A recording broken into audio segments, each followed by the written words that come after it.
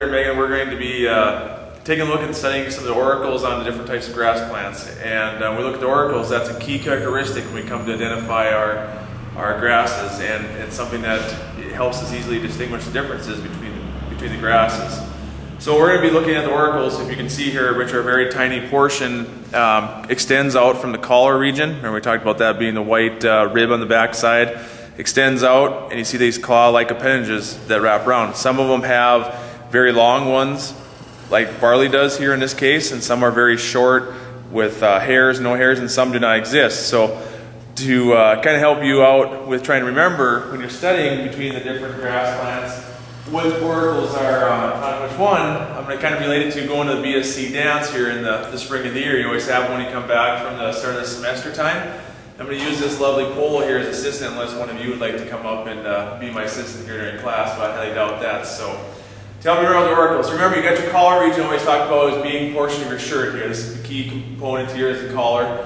And then we're going to come out and use those shoulders coming out in your arms and be like those claw-like appendages, which are the oracles. So everybody would want to get back, go to the dance, and hang out with your friends. And well, whether you're a guy or a girl going to the dance, you're either looking to dance with some good-looking girl or some good-looking guy, whatever I guess your object is for the night. So you go there, of course you're coming out of high school, you're a freshman, you think you're all pretty tough still, and you've got all these plans about going out there and dancing. So at the beginning of the night, you get dancing, you're pretty shy and out there, so you're kind of dancing, you find some girl that you really like across the floor, but you don't want to go talk to her. You're too shy, you won't go talk to her, but this other girl comes up and wants to talk with you. So you're out there, but you don't want to dance with her because you're really set on this guy or girl over there, or if it's guy or girl, whatever the choice is. But so you're really set. So this other girl comes up, or guy, and wants to dance with you, but you really don't want to dance with them. So you've got oracles like an oat. Oat has no oracles, so we have no claw-like appendages hanging out there, easy to remember. So you're kind of out there dancing, through you around her like this, but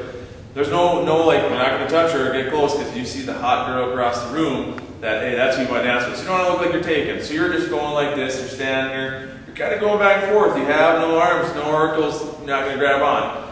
Then we look at the wonderful world of the rye plant. And the rye plant has short little oracles and no hairs on them. They're smooth, just short little oracles. Then you're out there, a little bit later on, your buddies are teasing you that you need to dance with somebody, but you still got your eyes set on the one across the room. So you're out there, so you kind of dance with this one, but she's a little bit cuter. So you're going to kind of put the hands out like this, and you're just kind of doing one of these, kind of wanting to get a little bit close, but not too close. You got rye oracles going on, okay? This is the rye dance.